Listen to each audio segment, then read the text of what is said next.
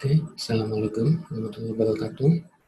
Kita mulai perkuliahan berikutnya. Ini tentang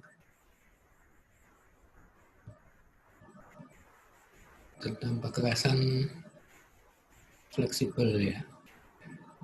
Jadi kemarin kita sudah bahas tentang lapis perkerasan. Sekarang kita akan bahas tentang struktur perkerasan untuk perkerasan fleksibel. Perkerasan fleksibel ini kalau di jalan raya itu aspal. Jadi lapis teratasnya adalah aspal. Sama seperti di ilmu teknologi perkerasan jalan atau rekayasa perkerasan jalan, Anda mendapatkan struktur perkerasan jalan ini akan seperti ini. Dia hampir mirip. Ini yang paling bawah itu adalah tanah dasar atau subgrade. Lalu di atasnya 3 lapis ini adalah struktur perkerasan kita. Jadi di atasnya tanah dasar itu ada tanah lapis fondasi bawah. Di atasnya tanah lapis fondasi bawah itu adalah lapis fondasi atas, dan paling atas ini yang langsung bersinggungan dengan roda itu adalah lapisan permukaan. Oke, jadi sama ya. Saya kira untuk yang struktur perkerasan lentur atau fleksibel ini sudah bisa dipahami karena Anda sudah memperolehnya. Oke, kita lanjut. Untuk memudahkan Anda mengikuti ini, Anda harus membuka juga file sketch yang telah saya berikan. Sambil melihat video ini, Anda bisa sambil membuka juga sketch-nya. Oke, kita bahas yang berikutnya itu adalah lapis fondasi bawah. Biasanya untuk lapis fondasi bawah itu bahan-bahan yang kita pakai adalah seperti ini. Normalnya yang kita pakai adalah sub viscose, kemudian Kalish, shell viscose, sand clay viscose, dan soil cement viscose. Oke, jadi ini yang normal kita pakai, yang paling standar. Kemudian 4.2.2 ini dikenal ada istilah daerah non-kritis. Oke, jadi ini dinamakan daerah non-kritis itu adalah area pada perkerasan runway dan taxiway, juga apron yang tidak sering dilintasi pesawat. Kita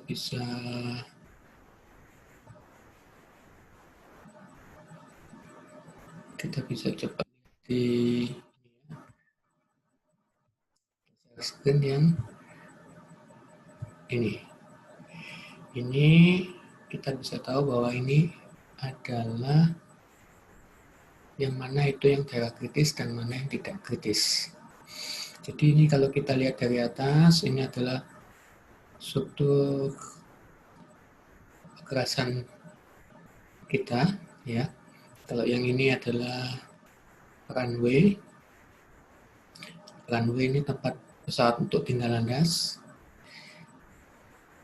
Dan ini adalah taxiway, ini adalah jalan yang menghubungkan antara runway dengan apron. Oke ya. Lalu di sini ada yang dinamakan daerah kritis. Daerah kritis itulah daerah dengan ketebalannya adalah T. Sehingga yang diarsir putih atau tanpa arsiran. Ini ya. Jadi ini kelihatan bahwa yang tanpa arsiran itu adalah yang sering dilewati oleh pesawat ya. Di sini jelas terlihat bahwa yang sering terlewati pesawat itu adalah di runway. Terus di taxiway bagaimana? Di taxiway ada yang dengan ketebalan T, ada yang dengan ketebalan 0,9 T. Jadi area yang non kritis itu tadi ya. Di non kritis itu 0,9 T. Kalau T itu artinya ketebalan yang kita dapatkan ketika menghitung struktur langsung ketemu 10, ya berarti kita pasang 10. Kalau 0,9 T ketemu 10 cm, berarti yang kita pasang adalah 9 cm. Karena dia 0,9 T. Itu minimum ya, minimum. Lalu untuk yang daerah 0,7 T, ini yang mana? Yang ini ya, di tepian runway. Di tepian runway, misalnya pesawat kita, misalnya runway kita lebarnya 15 meter misalnya ya. Lalu pesawatnya itu punya lebar 10 meter. Nah ini berarti yang ketebalannya T itu 10 meter plus minus toleransinya. Lalu yang di luar itu tadi, di luar 10 meter itu tadi, ini kita kasih ketebalan 0,7. Lalu yang ketebalan ini, yang titik-titik ini ya, ini yang titik-titik ini adalah apa? Kalau di jalan raya itu bahu jalan ya, jadi hampir mirip seperti bahu jalan. Oke, nanti ini bisa dilihat, Anda lihat di bagian muka dari skep, jadi Anda bisa lihat lagi nanti. Kita kembali ke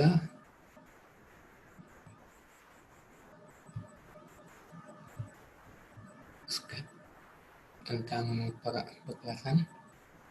Jadi pada area non kritis ini 4.2.2 dapat diambil 90%. Nah, jadi area non kritis ini kita bisa pakai 90% untuk lapis fondasi bawah. Kemudian 4.2.3 ketebalan lapis fondasi bawah menggunakan bahan berkualitas tinggi dan bahan stabilisasi dapat direduksi dengan membagi ketebalan awal dengan faktor ekivalen yang bersesuaian. Jadi kalau bahannya lebih bagus daripada yang disebutkan di 4.2.1, kita bisa pakai angka ekivalensi yang diberikan oleh aturannya, lalu ketebalan yang sudah ditetapkan tadi berdasarkan bahan yang umum digunakan ini, kita bagi dengan ekivalensinya. Coba kita lihat. Ya. 4.2.6. Oke. Jadi misalnya tadi agregatnya kita ganti dengan agregat dengan ekivalen 1 sampai dengan 1,5. Di perhitungan misalnya Anda dapatkan ketebalannya 10 cm. Kalau kita pakai agregat viskus yang ini, maka kita bisa tetapkan misalnya 1,5 ekivalensinya. Jika 10 dibagi 1,5 itu akan kita dapatkan ketebalan yang baru. Jadi begitu ya. Baik. Terus kita lanjutkan ke poin 4.2.4. Ketebalan total lapisan pergerasan didapatkan setelah digunakan faktor ekivalen tidak boleh kurang dari ketebalan total lapisan pergerasan dibutuhkan oleh material standar dan nilai CPR tanah dasar 20%. Nah ini jadi ini tentang lapisan pergerasan total ya. Tidak boleh kurang dari ketebalan total lapisan pergerasan. Jadi kita simpan dulu. 4.2.5 lapis fondasi bawah harus dipatahkan sedemikian rupa dengan nilai CPR-nya sekurang-kurangnya 20%. Oke.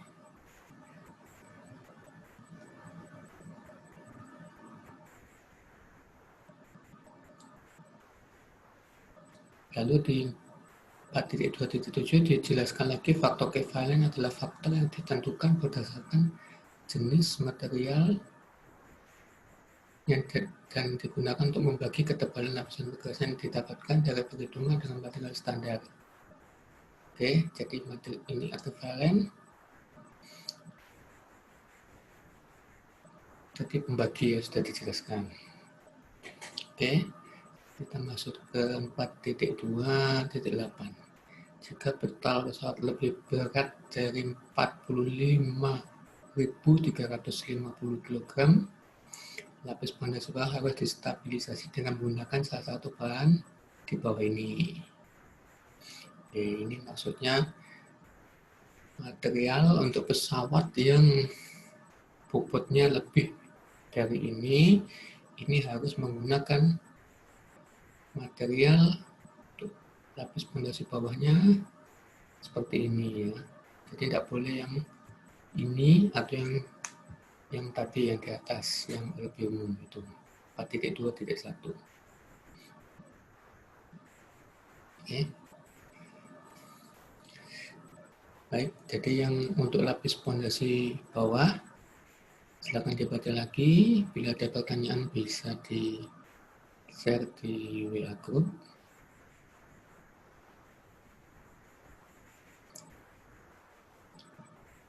Kita lanjutkan di 4.3, lapis pondasi. Lapis pondasi ini adalah lapisan tanah yang di atasnya lagi.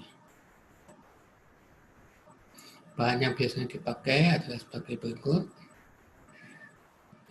Kemudian ketebalan minimumnya seperti ini ya ketebalannya ya. Jadi ada beberapa jenis pesawat yang digunakan. Kenapa hanya beberapa? Karena ini adalah yang paling berat. Jadi yang kita ambil sebagai contoh itu adalah yang paling berat. Kalau roda tunggal paling berat itu 30.000 sampai 50.000. Apakah ada yang di bawahnya? Ada. Kenapa kita tidak pakai? Nah, kalau kita bisa merancang yang lebih berat, kan pasti kalau yang di bawahnya tidak akan ada masalah. Jadi begitu ya maksudnya ya. Jadi kalau misalnya dengan yang paling berat, kemudian kita pakai ketebalan minimum, lalu yang menggunakan bandara ternyata dengan klasifikasi roda tunggal bobot maksimumnya di bawah ini, berarti kan tidak ada masalah. Jadi begitu ya logikanya. Oke.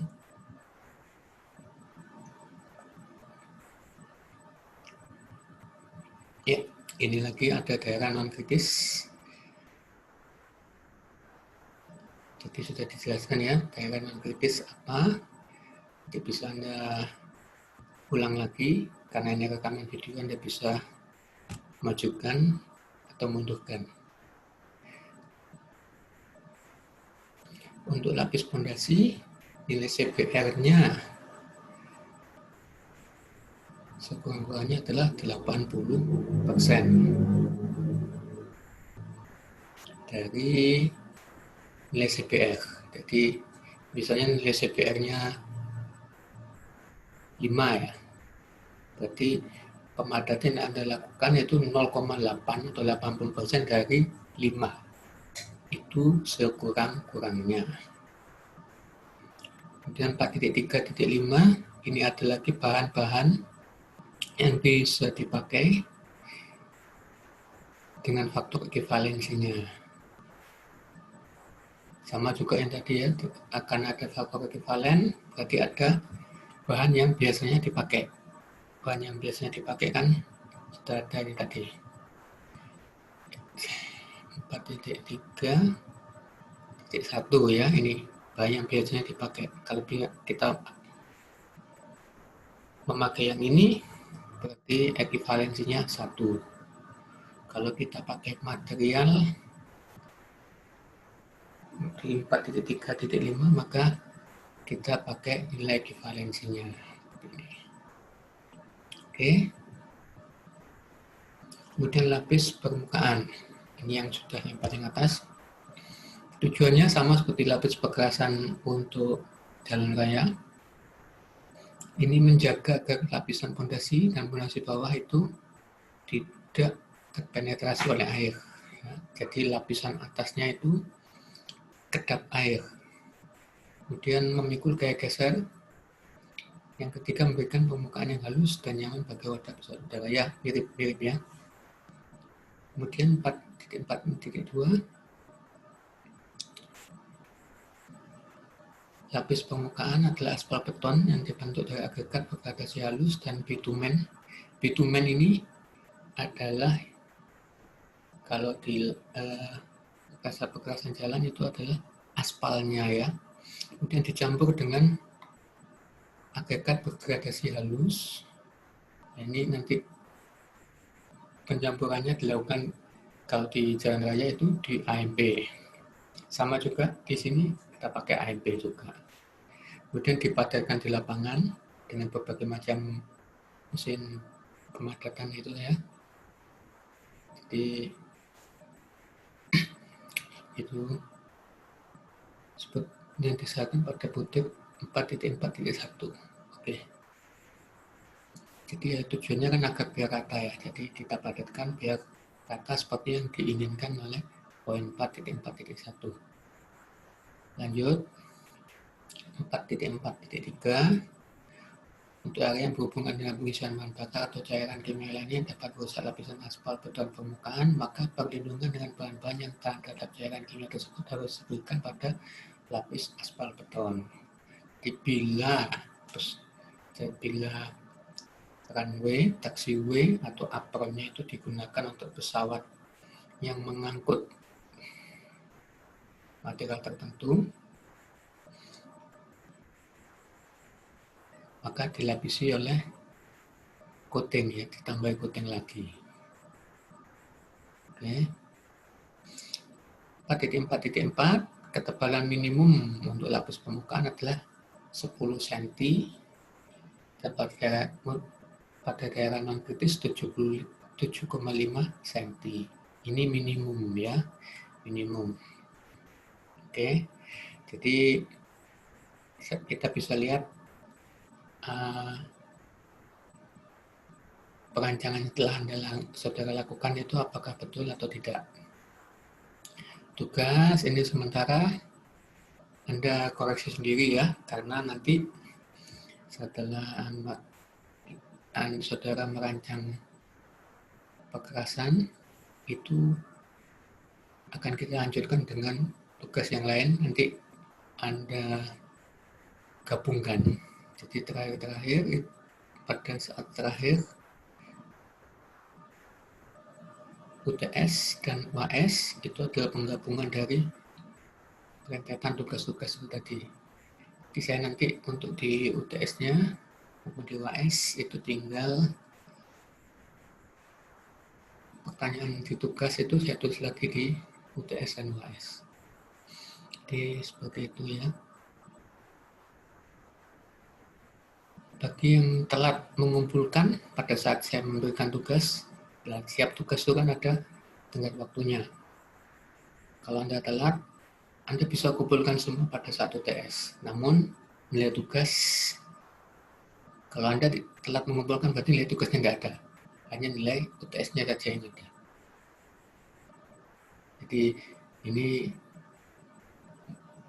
Jadi modelnya seperti itu. Oke. Untuk SCAP yang dari pemerintah Indonesia ini menggunakan angka yang sudah ditetapkan. Sehingga di sini kan Anda sudah lihat.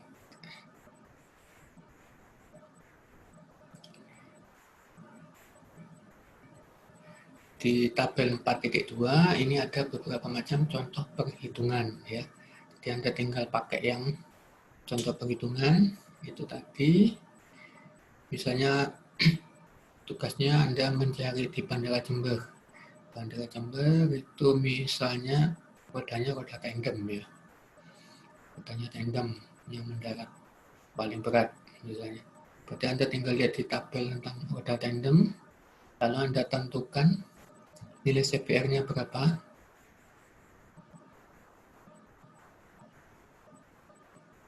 Lalu ketebalan minimum dari pondasi atas dan pondasi bawahnya berapa? Kalau tebal aspal permukaan ini ditetapkan 10 cm, sama semua. Jadi silakan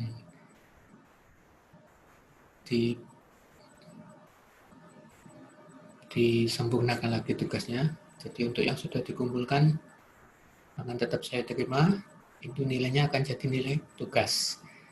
Jadi masalah benar atau tidaknya, misalnya sekarang Anda mengerjakan salah, dan ini ada kesempatan setelah saya terangkan, itu Anda perbaiki untuk nanti Anda jawab dengan benar pada saat UTS dan UAS.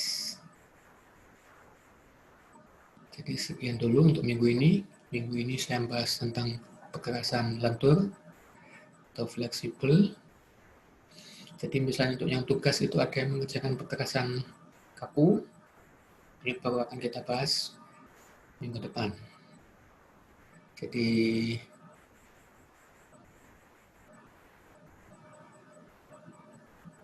demikian dulu kuliah kita untuk minggu ini.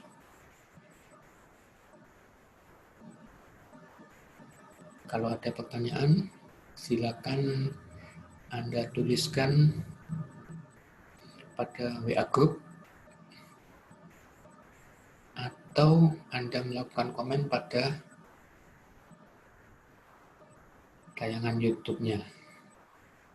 Nanti akan saya bahas pada waktu video conference yang kita adakan sebelum UTS ini, kita adakan 2 kali.